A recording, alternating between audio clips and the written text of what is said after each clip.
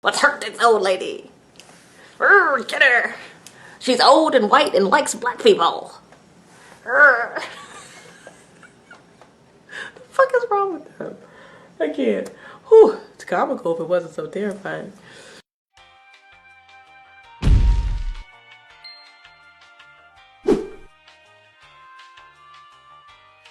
Eleanor Roosevelt was a real one.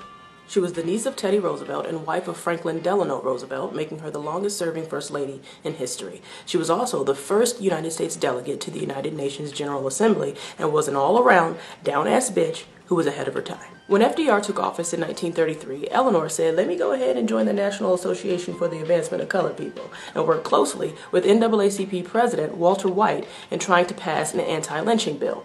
The NAACP was able to get Democratic Senators Robert Wagner and Edward Costigan to sponsor one. The legislation rested on the president's support, so Eleanor said, "Bet, I'll set y'all up with a meeting with my husband, and then it'll all be good." The meeting happened on May 7, 1934, and it did not go well. FDR feared that lending his support to such a bill, especially one that proposed federal trials for law enforcement officials who failed to do their duty during a lynching, like, protecting people from being lynched, even though we know the reason why they weren't doing any protecting is because they were part of the lynching, would alienate Southern Democrats in Congress and would result in them blocking bills that were part of the New Deal. These were bills that basically would save the U.S. from another depression. I hear you, and I'm listening, but you gotta understand, we have to let them keep hanging and burning black people, because if we don't, America will be financially ruined. God, the dilemma. Let's unpack just how utterly disgusting that is. They would rather America suffer economic collapse than say that it should be a federal crime for black people to be brutally and many times publicly murdered and for people to be held accountable.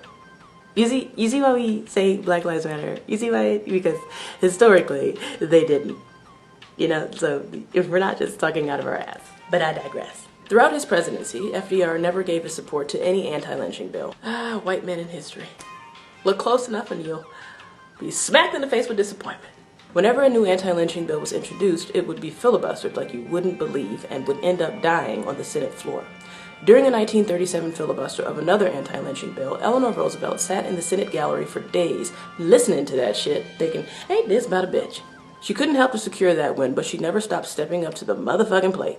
In 1939, Howard University, a prominent historically black college in D.C., invited opera singer Marian Anderson to come and sing as part of a concert series. She was a big deal, so they needed to find a place that would fit a sizable audience. They settled on Constitution Hall, but the Daughters of the American Revolution owned the building and had a white artist-only clause, and Anderson was black. So they said, "You better take your singing black ass on."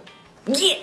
On February 26, 1939, Eleanor Roosevelt was like, "Oh, hell no," and sent a membership resignation letter to the Daughters of the American Revolution that, in part, read, "I am in complete disagreement with the attitude taken in refusing Constitution Hall to a great artist. You have set an example which seems to me unfortunate, and I feel obligated to send in to you my resignation. You had an opportunity to lead in an enlightened way, and it seems to me that your organization has failed." Pew, pew, pew.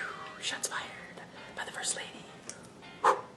As word of this resignation got around, Eleanor Roosevelt, Secretary of the Interior Harold Ikes, and various NAACP officials worked on the idea of an outdoor concert at the Lincoln Memorial. FDR was like, "I fucks with that." And on Easter Sunday, April 9, 1939, Marian Anderson sang on the steps of the Lincoln Memorial to an integrated crowd of 75,000 people. Eleanor didn't want to be associated with the organization of the concert and decided not to attend so that she wouldn't pull focus from Anderson's moment, but she lobbied radio networks to broadcast the concert to the nation. See that? You can literally amplify a black person's voice without expecting a pat on the back. Be like Eleanor.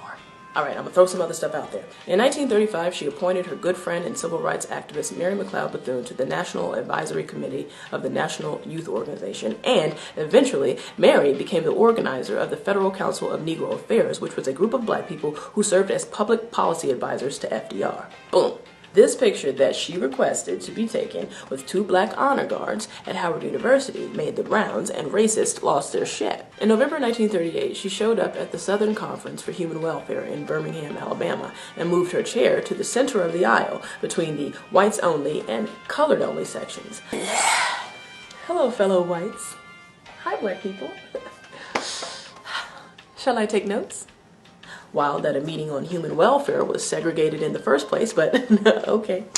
Finally, and this might be my favorite, in 1958, 74-year-old Eleanor Roosevelt agreed to conduct a workshop on nonviolent disobedience at Highlander Folk School in Monteagle, Tennessee, and the KKK put a $25,000 bounty on her head. Imagine hating equality so much that you want to harm a 74-year-old former First Lady.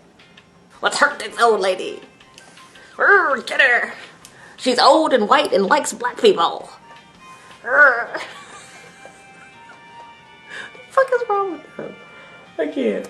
Whew, it's comical if it wasn't so terrifying.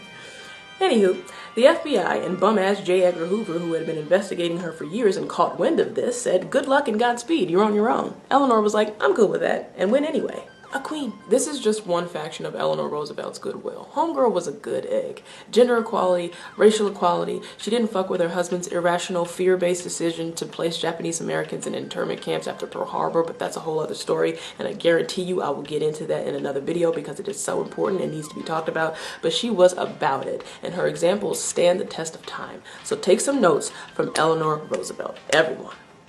Cheers to her. Class dismissed.